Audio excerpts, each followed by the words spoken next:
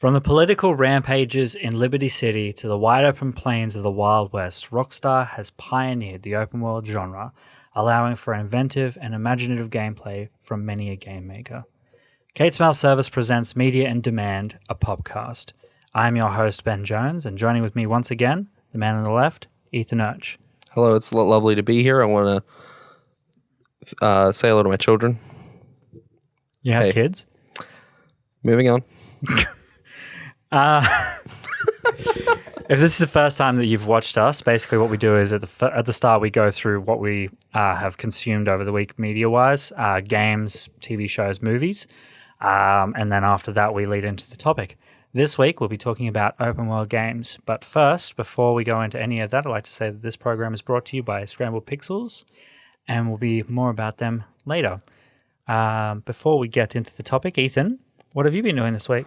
Well, me, not playing any open world games.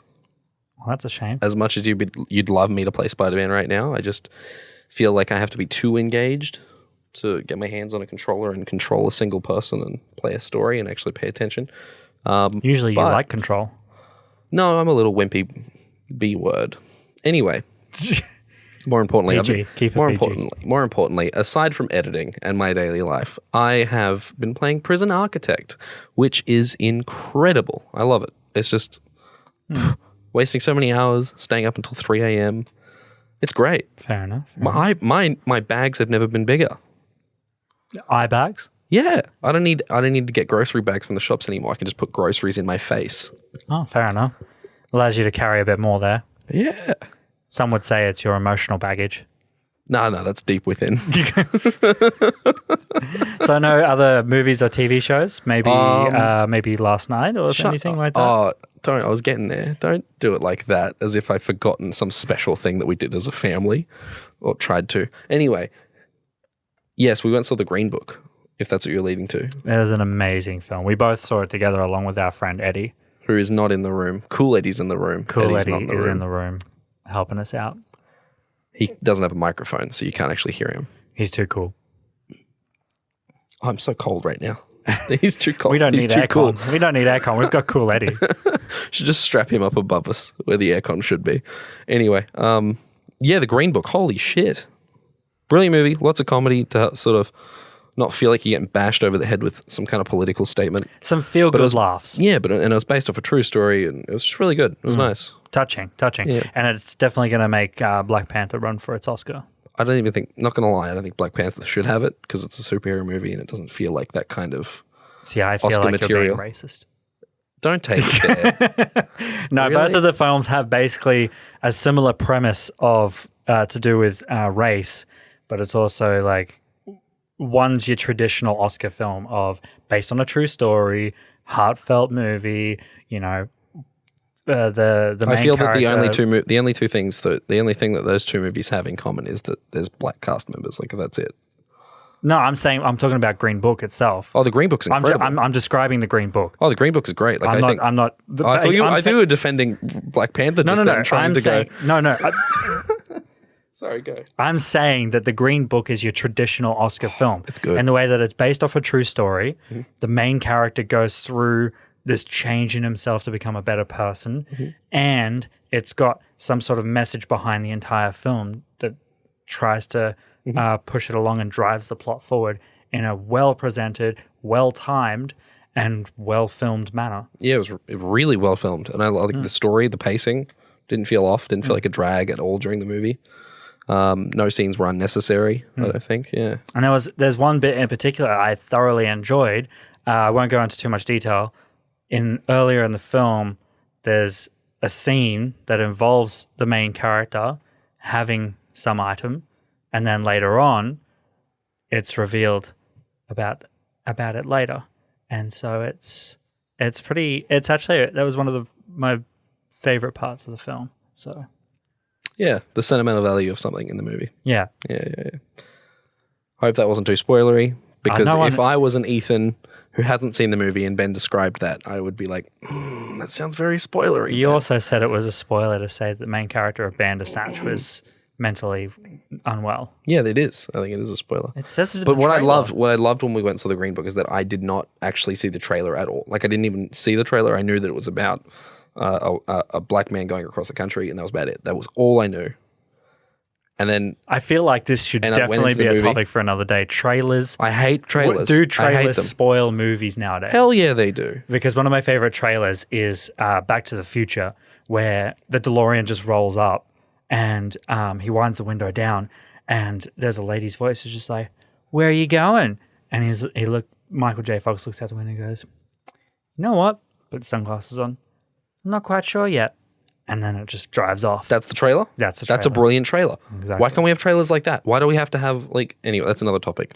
And then there's another one about Alien. But yeah, no, that's definitely a topic we should get to in another episode. But this week we're busy. Stop talking about trailers. We are busy. You know How what? have you? What have you been doing? I've been busy with Red Dead Redemption. Hell yeah, you Red have, Dead sir. Redemption 2. I'm still playing it, still kicking it off. I'm really close to the end. I think I'm at the last chapter, the very last chapter. So I've only got a couple more missions to go. I'll probably get that finished by the end of this week. Mm-hmm. And then after that, I'll be playing Undertale, which I've been thoroughly looking forward to playing. But yeah, Red Dead Redemption 2, it's really pretty. It's a very beautiful game, and it makes you... One of the things that people had griped about before is that there's no fast travel. I kind of thank the developers for not having fast travel in this game, because this game is so detailed and so beautifully put together that you don't want to miss any of those landscapes, you know? And so I would never put it on cinematic mode when I used to ride, because not only was it interesting to ride through the world, it also had random events that would pop up. And I wanted to experience basically just living in the world. I would only ever put cinematic mode on when I was during a mission and we were traveling somewhere, because I knew that if anything happened to be part of the story, and if not, I can just admire a cinematic mode. See, I'm different there. I played with cinematic mode sometimes. Like at first I didn't, and then I was like, I got to go somewhere, but because there was always something happening. But I played with headphones on, so I would hear anything. Like I'd be in cinematic mode, just sort of texting someone or Facebooking or Instagramming, because I'm on social media anyway. And I'd hear something, and I'd quickly pull out a cinematic mode. I'll be like, where is it? Check the map. There's like the glow of the icon, and then I'm just straight there. I also play with headphones as well, and I have to say the sound design is thoroughly enjoyable. You can hear it like all the way, you like left to right. You Full hear 3D everything. stereoscope. Yeah, man. 100%. If you've got like stereoscopic 3D headphones or earphones or anything like that, definitely recommend playing this game with those on. And I recommend don't use earbuds. Earbuds? Is it earbuds? Or earpods? AirPods? AirPods. AirPods. Funnily enough, would you like to know something actually? Don't put basketball playing dogs in your ears. Got it. AirPods. Two golden retrievers, don't work. Don't do it. You're not going to hear the game. Funnily enough, I actually found out today Bluetooth earphones are not compatible with PlayStations unless it's PlayStation branded. I tried to do it with my wireless earphones, technically not wireless because they have like a wire between the two, and it wouldn't connect. It said cannot connect with these. These are not compatible. Yeah, So, Sony does that.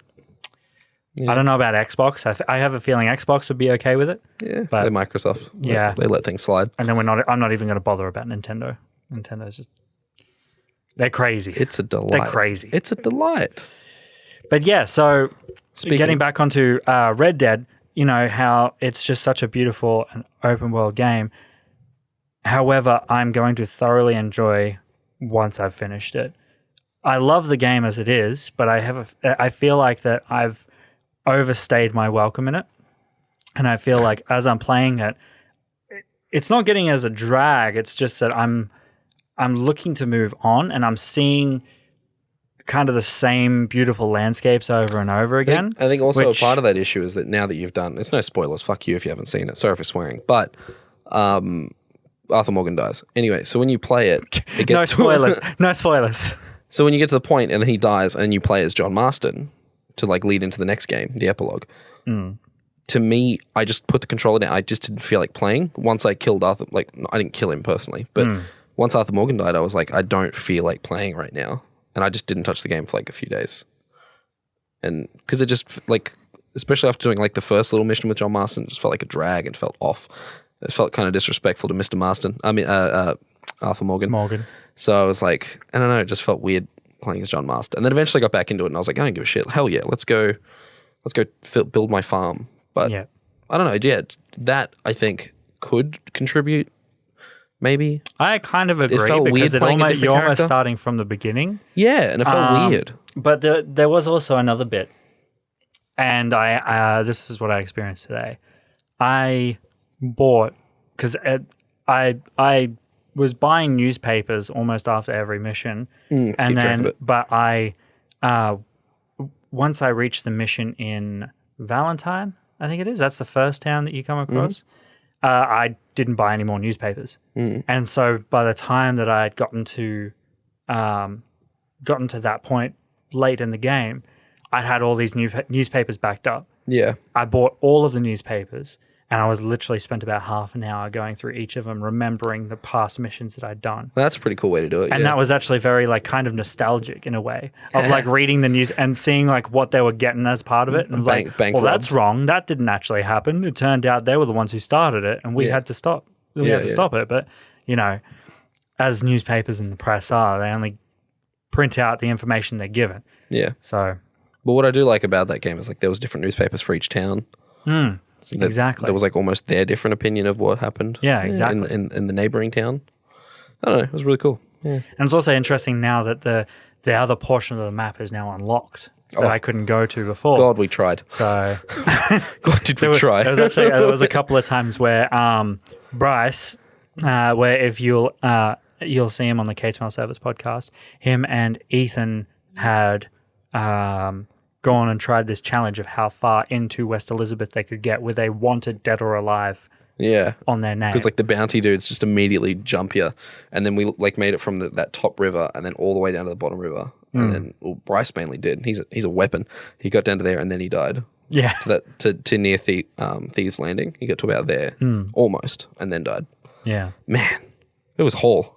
You just had like heaps of snake oil and just keep drinking and just riding, and then the horse dies and you just run, and yeah, it was good.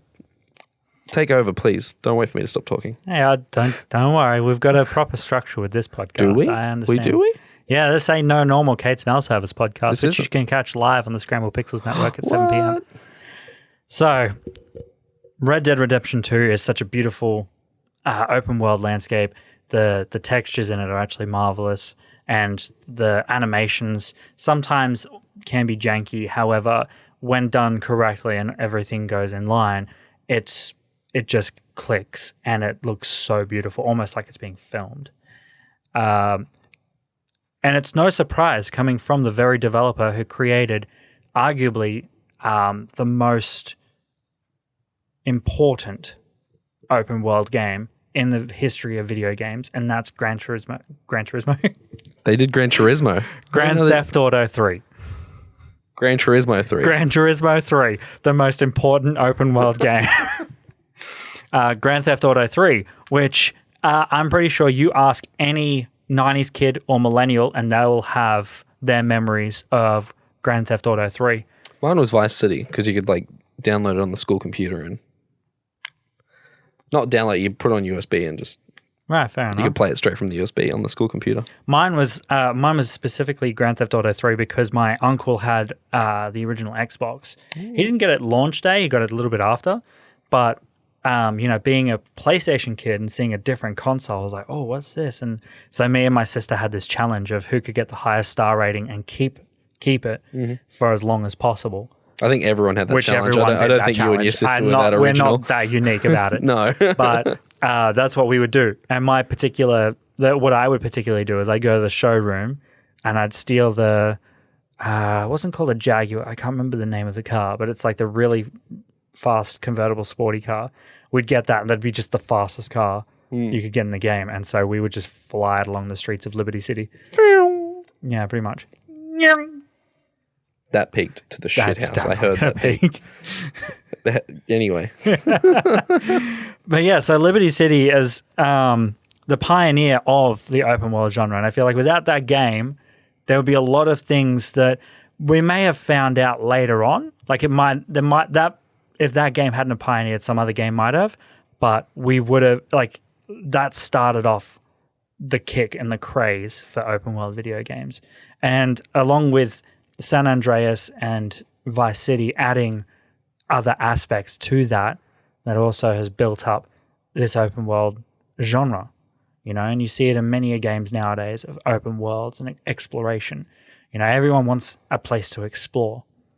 And one of the biggest things about places to explore is the landscape itself, how the creators make either cliff sides, flat open plains, or even in something like Spider-Man or Batman, the buildings and I can't remember the name of it. I'm getting terrible with these names, I tell you what. Ground? The skyline, the city skyline. Yeah. The way that you can look over and you just see the buildings up and down along the... Like the Fraser logo. Horizon. Just look good. Pretty much.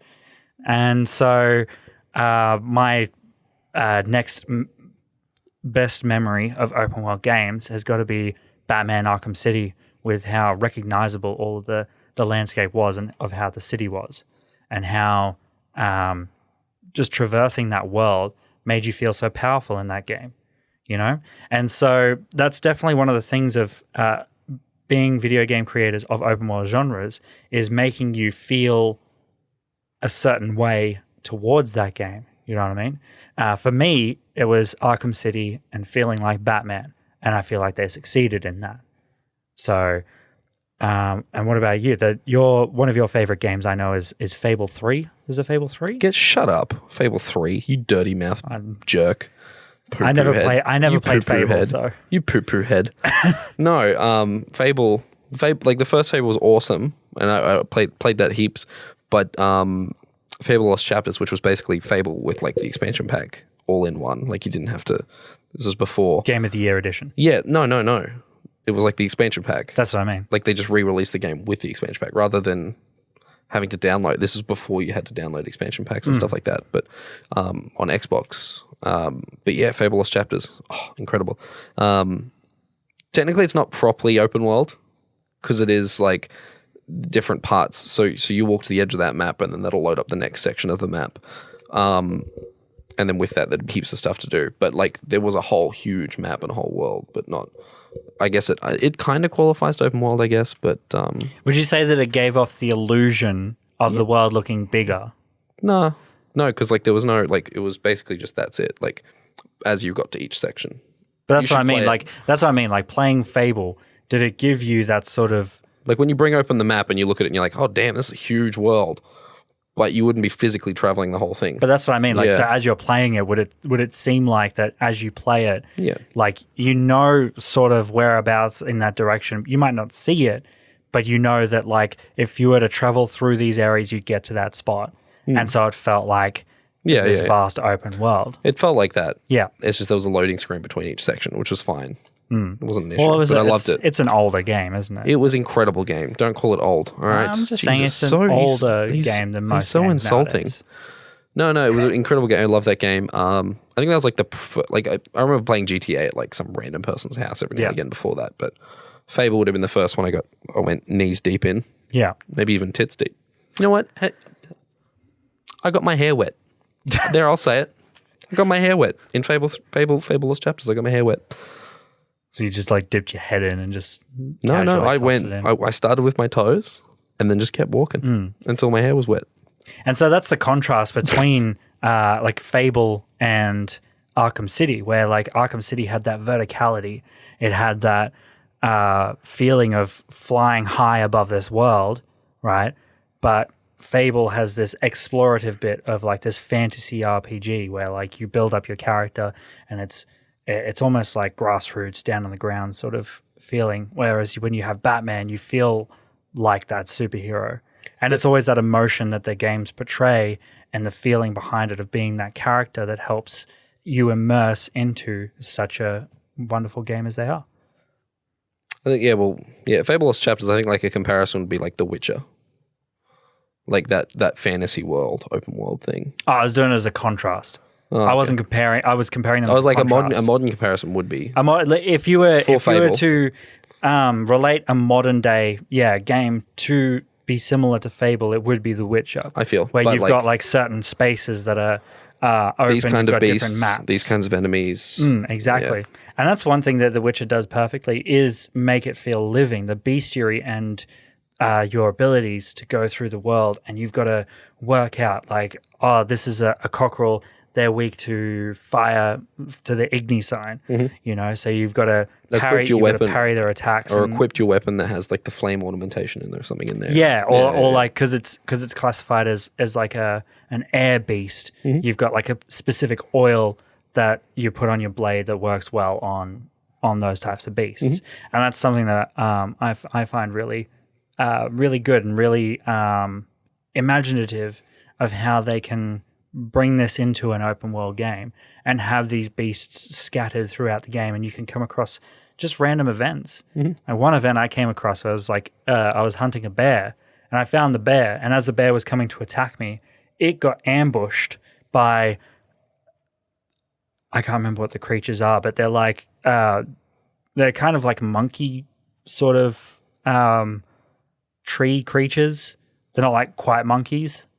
And it got ambushed by those monkeys. I was like, oh, okay. And then after the bear got killed, they were coming after me. I was like, ah, shit.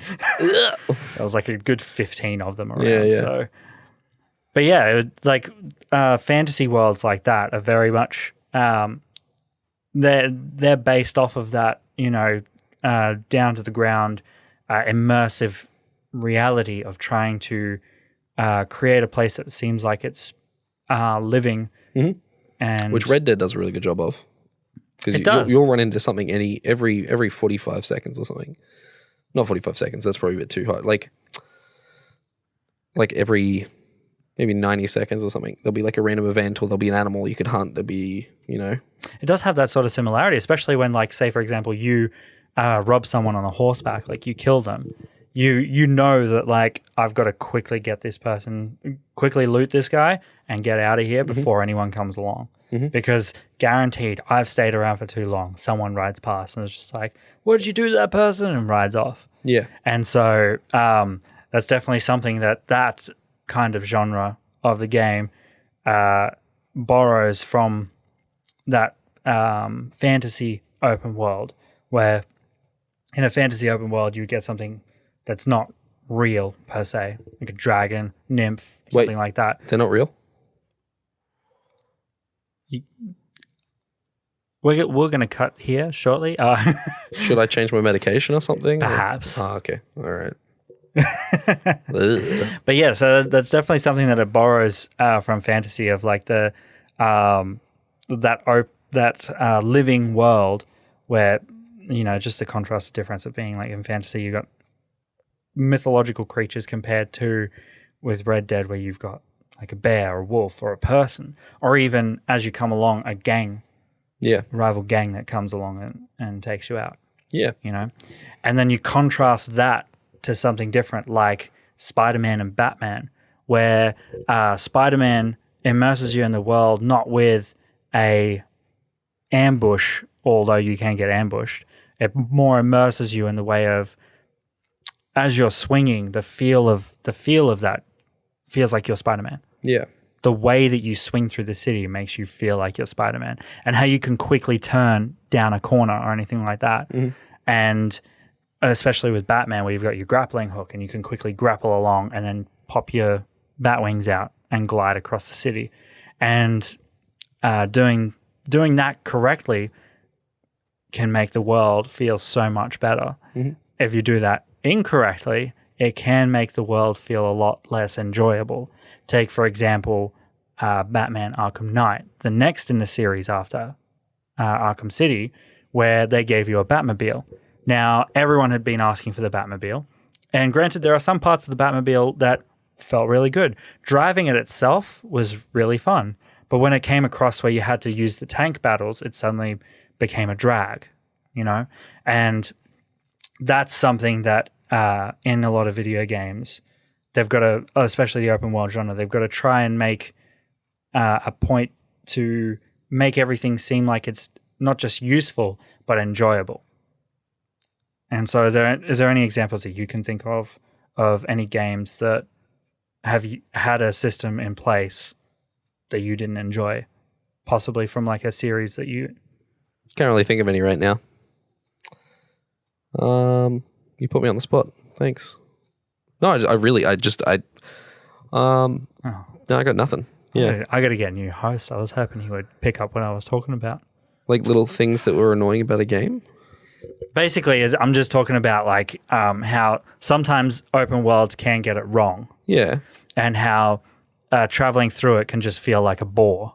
Yeah. And can feel... That comes back to the developer not actually filling the world and half-ass doing it and, you know, like setting up their algorithm to just fill in the blank sections for them. Yeah, and not actually taking the time. And you can see that in the difference between, like Red Dead recently compared to... Give me something, come on. An empty world. Give me an empty world. A game that has a world, but it's not. Is that where you're going with this? I was trying to see if you could bring up examples. But one example that I can think off the top of my head is No Man's Sky. Yeah, there you go. How that is a world where not programmed correctly can cause something that can cause an empty feeling. But the concept, but with that, to excuse it, it's like that kind of is the reality of space. It's so big. So, and but it's a good example, and I agree with you on that. I agree with you. I 100% on that example. agree. I 100% agree. Of like, it's space. It's supposed to be open. It's supposed to feel like crap. But the whole point of the game was to be like, as you travel through this world, you meet alien species. You meet you see other creatures on planets and stuff like that. And when it first came out, it was less so enjoyable. Yeah, let's find people, and more so like because you couldn't actually find people. No, they lied about that. But anyway, yeah, exactly. And it was more of a drag where like everything was just open space. I landed on a planet once that was just purely desert. Yeah, no animals or plant life. Mm-hmm. And the only interesting thing about it was how like it was just canyons. Yeah, and the entire planet was dead. Yep. And so that's, I suppose, the contrast of something where if a developer can create an open world game correctly, then, you know, you get an enjoyable experience. And this is the main point of the argument that I believe is towards anything about open world fatigue, where you go a couple of years back, people were talking about open world fatigue at Far Cry 3. You know what I mean? And Assassin's Creed 2 or Assassin's Creed Brotherhood. You know what I mean? And it's definitely not the open world that people get fatigued about. It's how the developers make the game. Yeah. If you keep creating the same thing, if you go Assassin's Creed 2, Brotherhood, Revelations, and keep going with that, eventually people get bored of it. Not doing anything different, though. Yeah. You know, you're just basically getting your map. All right, cool. Look at this city we recreated. Oh my god. Exactly.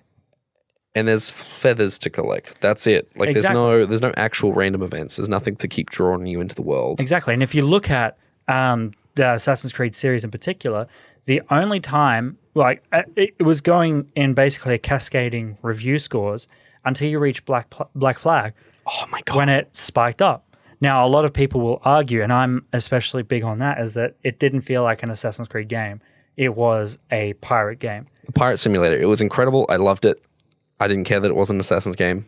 But that's to detriment of the Assassin's Creed franchise and how it's been so played on that it shouldn't take making a pirate game in Assassin's Creed to bring it back. It should be able to work on its own structure. Yeah, for them to save themselves, they brought out something completely different. Exactly. Yeah. And so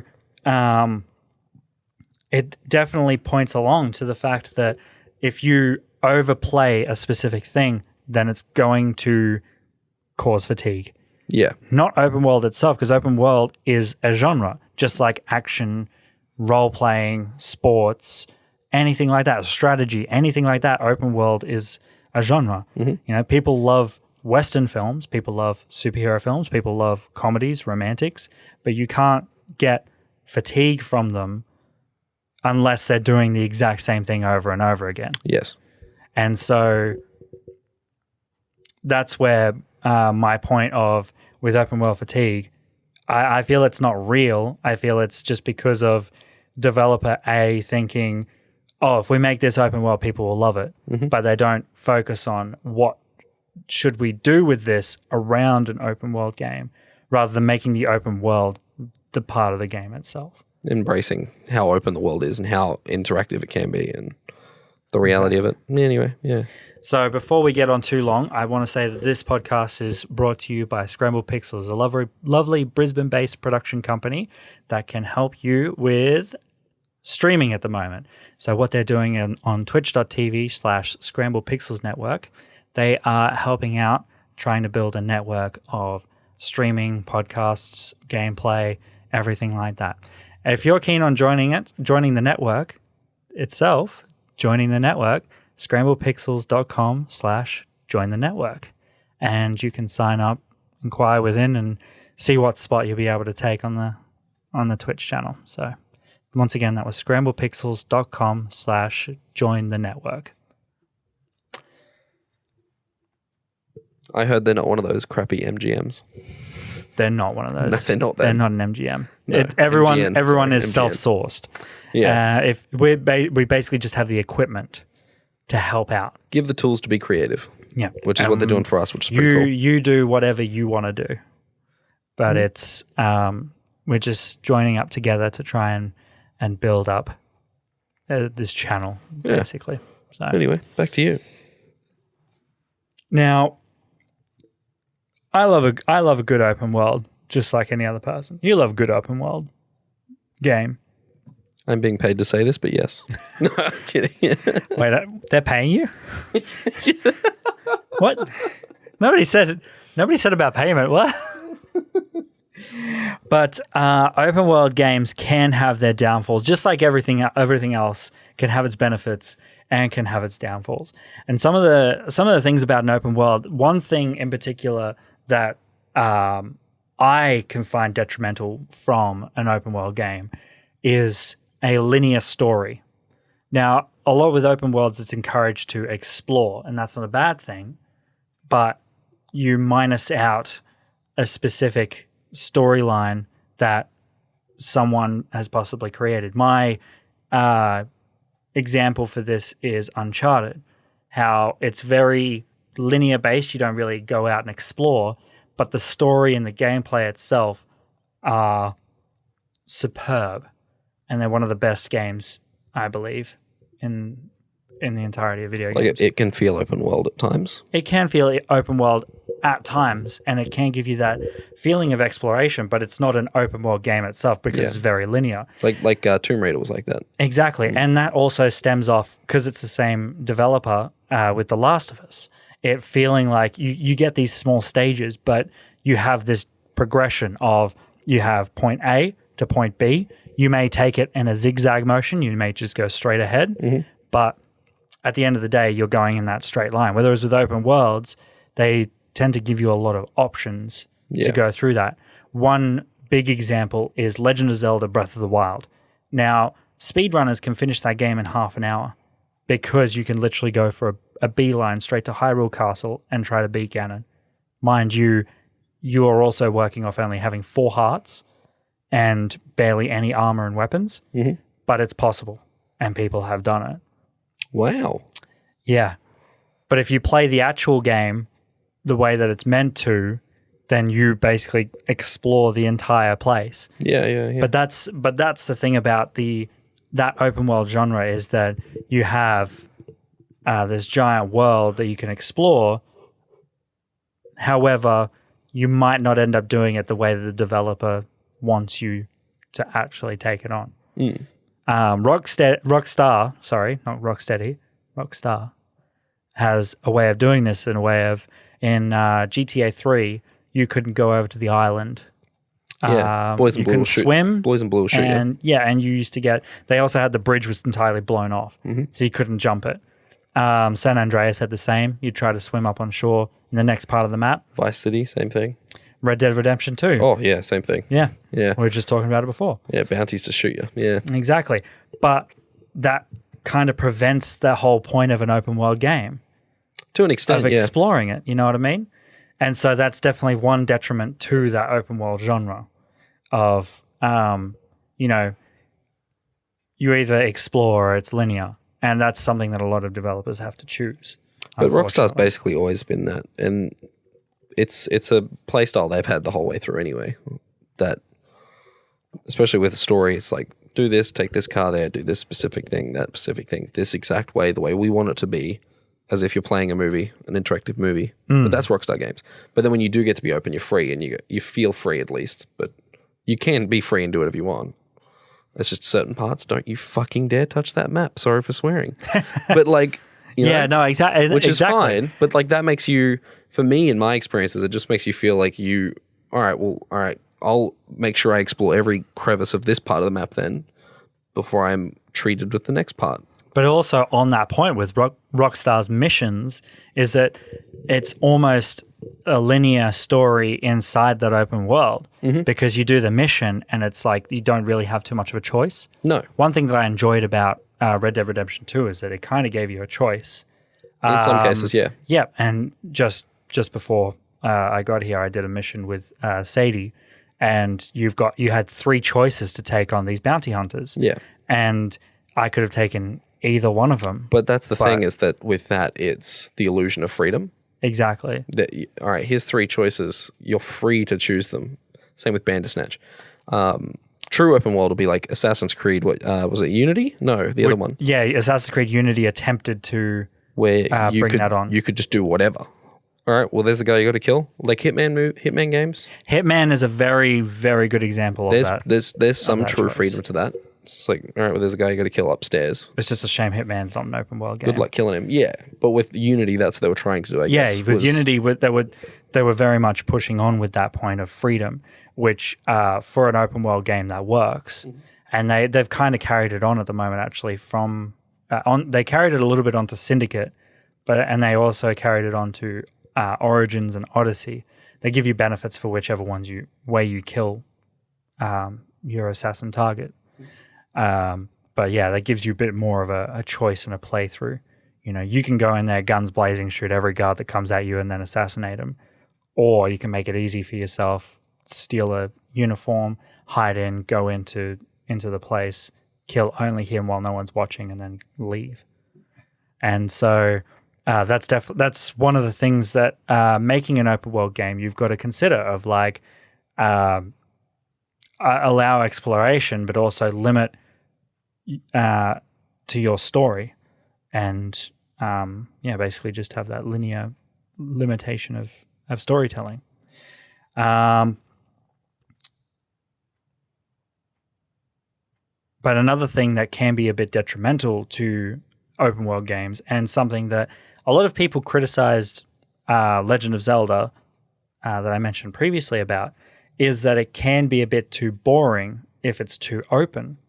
A lot of people that would make complaints about Legend of Zelda was that the world was too big, too open, and too flat.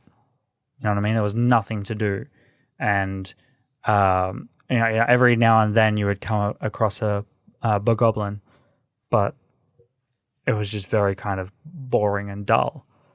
And that's another thing that you've got to put across is like, should you make it large just for the sake of making it large, or because like in that case it felt more like, especially when he described that, like with the Nintendo guy, I remember like there was a thing we watched and he goes, yeah, Zelda, everywhere you see you'll be able to go there. And I felt like that was just him trying to impress the publishers of like, look what Nintendo, like the new Switch can do. Oh my God. Look how big of a world we can cram into this little SD card looking thing. That's not to put the game down as well. The game was actually very, I'm not trying very to put awesome. the game down, exactly. but that's what it felt like. But that is very much a point of like the whole point of that game was you see a point, you can travel to it. And, you know, once again, that's the whole point of an open world game is exploration. Yeah. But at the same time is that you've got to kind of make things a little bit interesting. One game that I think makes a really good job at doing that is Skyrim. Which is coming to Switch. which is has come to Switch. Oh, it's is it? on Switch already. Okay. Yeah.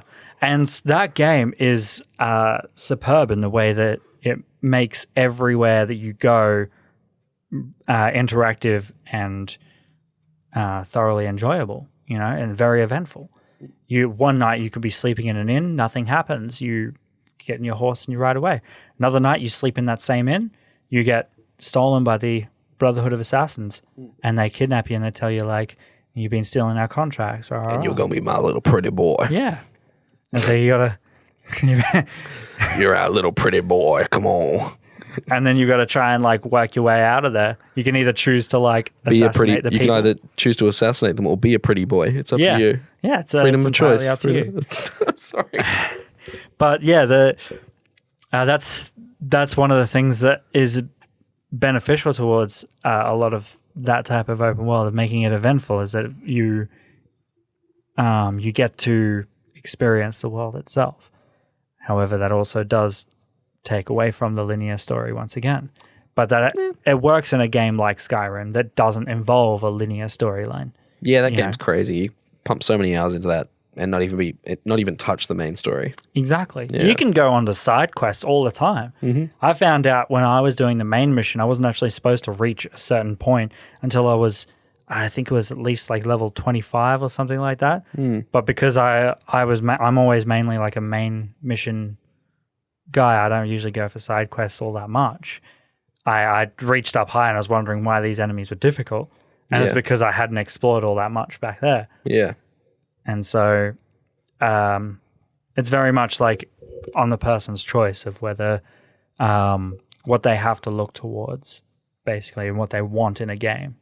Do you want to be distracted? Do you want a world that you want to live in? Or do you want to have a specific story and carry that story out?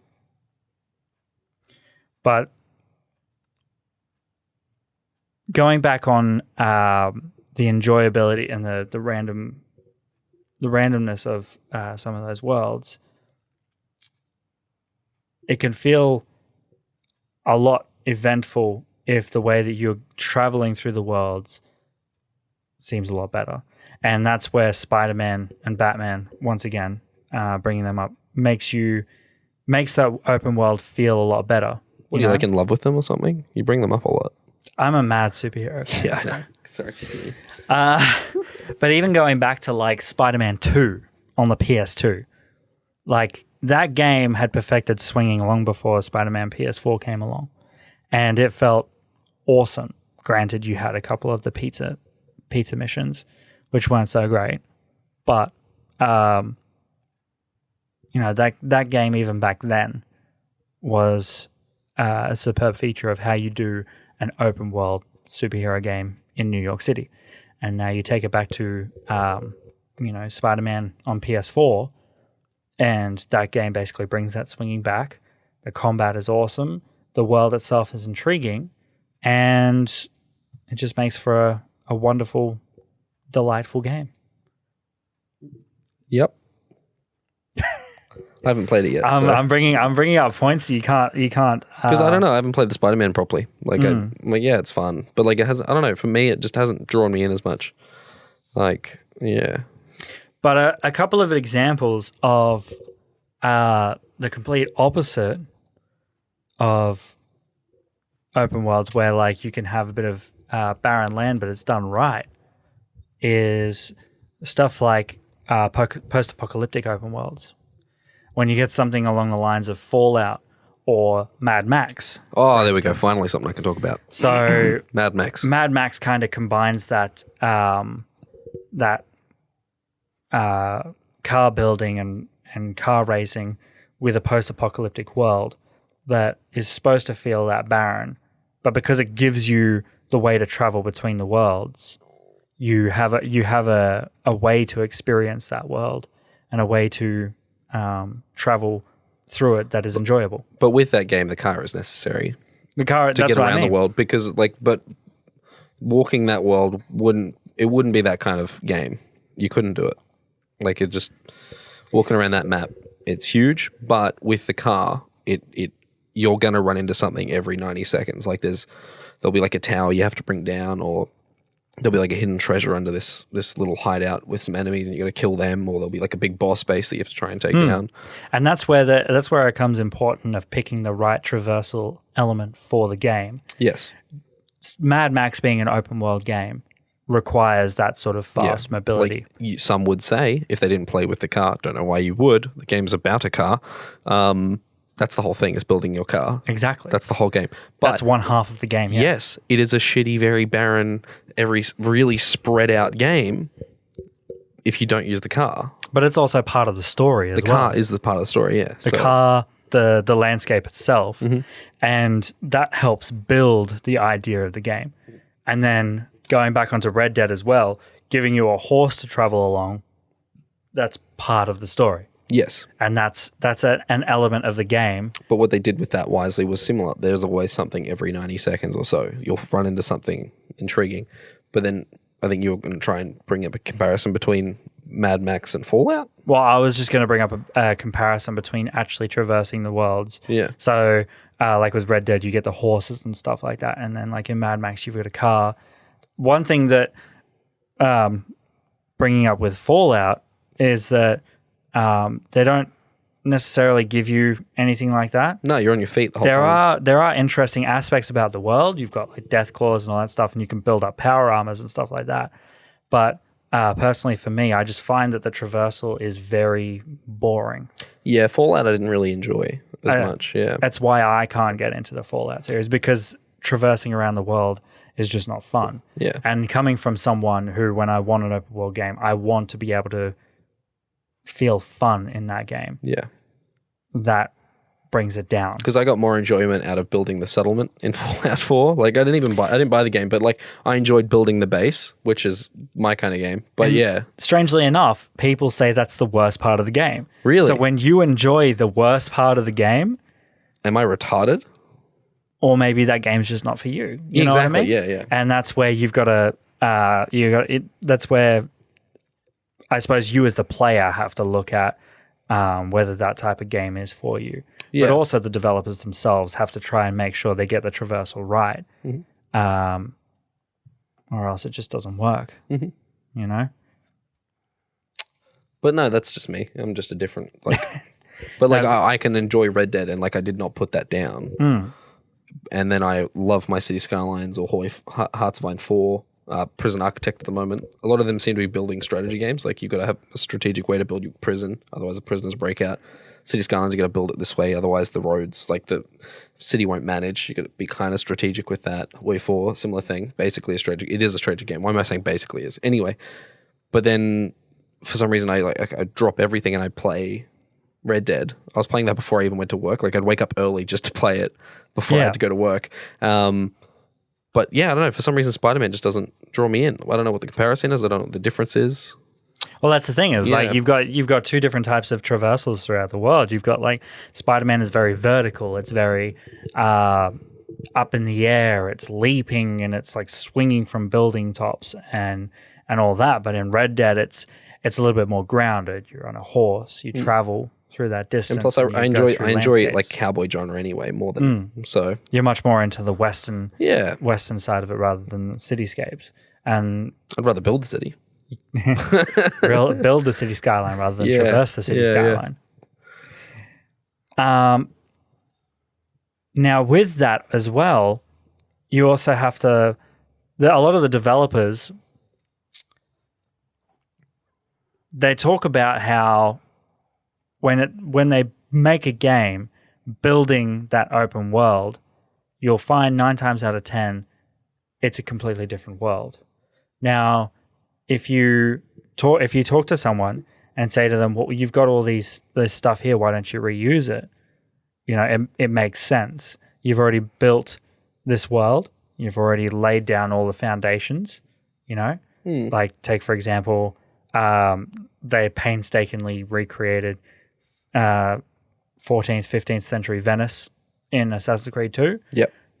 They haven't reused that in anything. Yeah. And why is that? It's because that if you reuse something in another game, just feels lazy and you're not getting your money's worth. Not just lazy, it's also like kind of boring because it's like I've already explored this. And that's the kind of thing that open world games bring to the table with exploration is like if they reuse a place, it feels a little bit cheap and it feels a little bit. It feels weird, especially because the difference between Far Cry 4 and then Far Cry Primal, that was the exact same map. That's a exact perfect example for that. Yeah. Of like, Far Cry 4 came along and gives you this, I suppose it's a mediocre story, but awesome gameplay. Awesome gameplay. Fun thing, yeah. And then they come up with Far Cry Primal and it's entirely the same map, just in caveman times. 20,000 BC. Yeah. You know? And that kind of felt lazy when you realize, oh, I know this river. I know this lake. Exactly. Yeah, it's one of the things that a lot of developers have to try and watch out for. Mm-hmm. You know, there's a lot of people who are saying that like, how funny would it be if like at the end of Red Dead 2, you just replay Red Dead 1? That would have been kind of cool. It would have been funny. On a new map though. Like on the new re-rendered. On a completely redone map, and it would have looked really beautiful. That I think people wouldn't care about. But I feel like a lot of people would still be like, but I've already played this. Yeah. You know what I mean? Some people, me personally, I'm one of those people who I want to keep going on with something fresh. You know what I mean? Because with that, I feel like people would kick up a stink. Hang on. I've already played this game. This story's already been told, and now you're trying to retell it. Yeah, that's, almost. Yeah, it'd be kind of annoying. I don't put down remasters. I appreciate remasters. One of my favorite games that's coming out this year is a remaster, Crash Team Racing. Mm-hmm. But it almost feels like there's no effort put in if they're just simply taking that world again and not adding to it. Yeah. And sorry to go back onto Spider-Man PS4. That's one of the things that I'm currently worried about with that is because they already recreated Manhattan in that. What are they going to do for the second game if there's a second title? Like, exactly. Is it going to be DLC or is it going to be a proper second title? And if it's a second title, would they actually do it in New York? Like, again. Yeah. You know what I mean? It's like, oh, I've kind of already explored this. I've already collected the backpacks. I've redone the towers. And I feel like that could be how Spider-Man back in the day got dragged out and drawn out when it was the same map every time. Not the same map, but it was like, oh, it's Manhattan. A little bit. Manhattan. Like it's something that a lot of developers have to look at when it comes to the sequel of the game, of where one great example of how they did it was Assassin's Creed 2 to Brotherhood, where in Assassin's Creed 2 you've built up all your thing, you built up Monteriggioni, you built up your arsenal of weaponry and your skills, right? And so you get to Assassin's Creed Brotherhood, you still have your skills, but because Cesare took over Monteriggioni, he brought his army in, he basically took everything that you had. Yeah. And you ended up on a horse to Rome and got recovered. Yeah. And so you have to build your body back up from there. Which is one way you can do it is by taking your hero and moving him to a different world. That's one way to get away with that when doing your sequel. Yeah. Like with Fable 2, it was same map, but what they did differently was they expanded on that. The same way a sequel should be, is a sequel should be expanding on the world that already exists.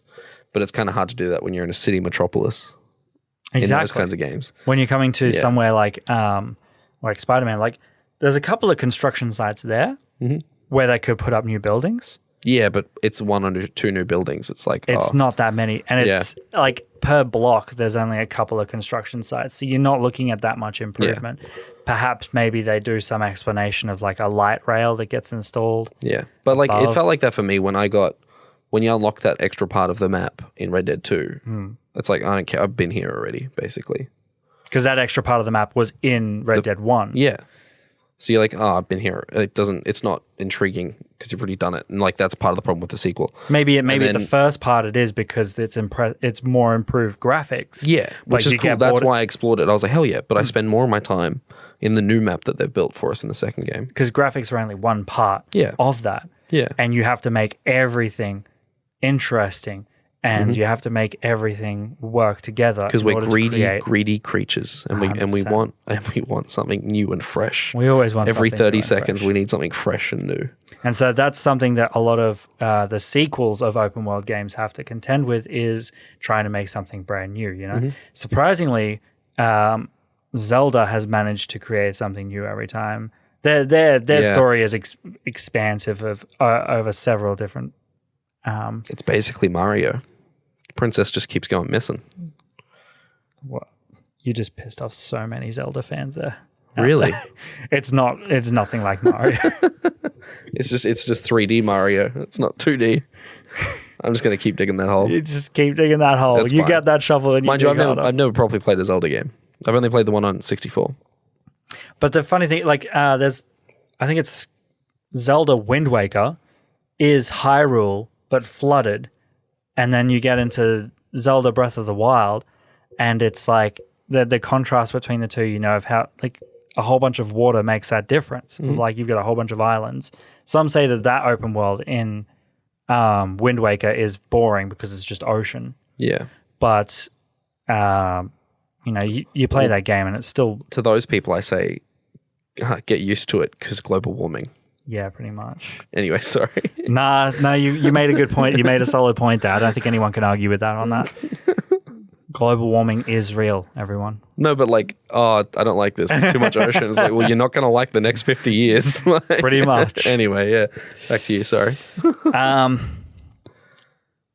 And doing that sort of rehash of their skills and abilities, sometimes it can feel a little bit cheap. One example that I will bring up about that is the Middle-earth Shadow of Mordor series. Shadow of Mordor. The Shadow of Mordor series. Mordor, yeah. Yeah. It's going to be called Mordor from now on. So the first Mordor, like you build up your abilities and you get your orc army and all of that. And spoiler alert for a couple of year old game, you create a second ring. And that's how all your abilities are made. And that's almost right at the end of the game. Yeah. And you've got this entire orc army, and then suddenly at the beginning of the second game, you lose that ring and you lose all your abilities. You just like forget where you in put one it? Or? fight. Nope. It's just some random witch just comes out of nowhere and steals it. They do that. Witches do that. Yeah. Yeah. And so that did feel a little bit cheap. Was it a different era, that map, or between the first and second one? Between the first and second one, I don't think the second the area from the first game was in the second game. No, I mean era as in like time passed, and then there's like, oh yeah. So like the sequel closely follows after the first one. Oh, they're like it's exactly after. Okay, because like with an example I've got with the same map with Fable 1 and 2, it was the same map, but the second one was like the Industrial Revolution. Right. Like this fantasy world has finally hit their Industrial Revolution and are going through that. So like the world's changed in that sort of way. And it's like hundreds of years later, and you're like an ancestor of the person in the first game. Right. Which is really cool. You should probably get into Fable. But with that, yeah. Like the world's changing from like looking up to these heroes, these mystical guys that would help protect us from everything, basically superheroes. Yeah. Like a surplus of superheroes, to them just being left as a legend, and you're just an offspring of them, but you're also pond scum. Because like no one cares anymore, and like you don't even know about your true potential or your lineage, and you're slowly discovering that through the game, and that's how you build yourself up. And so the comparison between the first and second one is just creating a completely new character. Whereas like in the Mordor series, you've got like the same character where it's just he's just physically taken off him. Okay, and it kind of feels cheap. A little bit, kind of like with Assassin's Creed 2 to Brotherhood.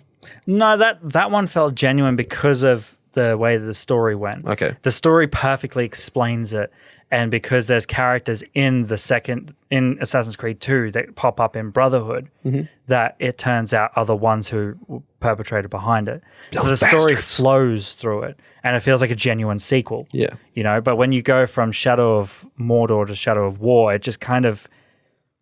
it doesn't really gel too much, because then all of a sudden this person comes out of nowhere and you're like, how do you fit in this story? It'd be good if they were floating around somewhere. Yeah. And it weirdly joins in, like it's only like just at the beginning, like a couple of missions at the start, and you eventually get a couple of abilities back, and then you can earn more later. Then the witch means nothing ever again, or? But no, she's playing in the background. Oh, okay. So she's still there. However, you don't have that orc army that you had in the first one. Yeah. Sorry for the rain, folks. Yeah, it has been the most hottest, muggiest day ever. Not a single drop of rain, and then we're trying to do a podcast, and now anyway. We had all day. We had all day. We should have done it. You had to do work.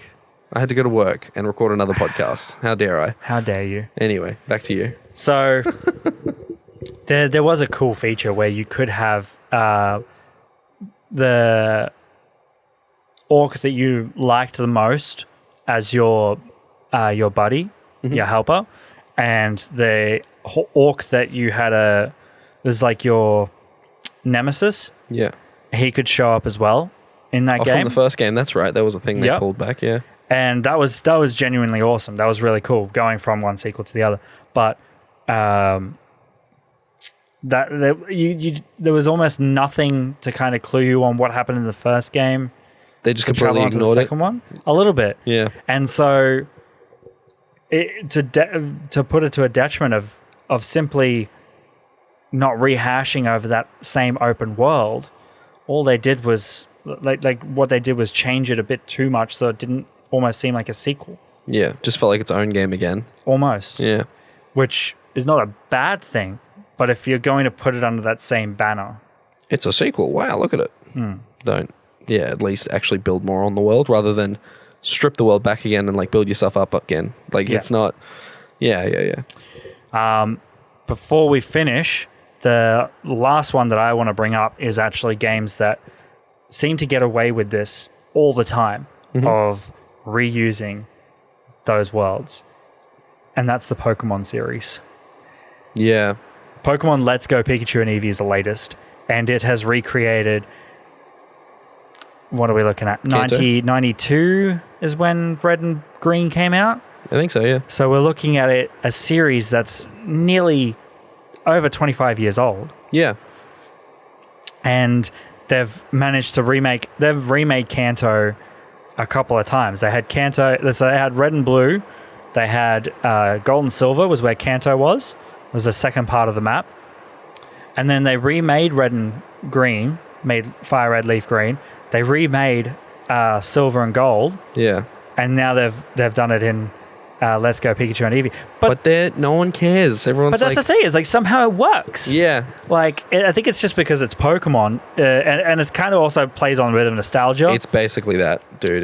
And so that's kind of one way that you can get around that sort of open world thing is if because the gameplay itself is, you ask any Pokemon people, they love the gameplay. Yeah. And because of the nostalgia, you can kind of get away with that. Yeah. We should probably wrap it up because of the weather. Well, that's where we're going to wrap it up.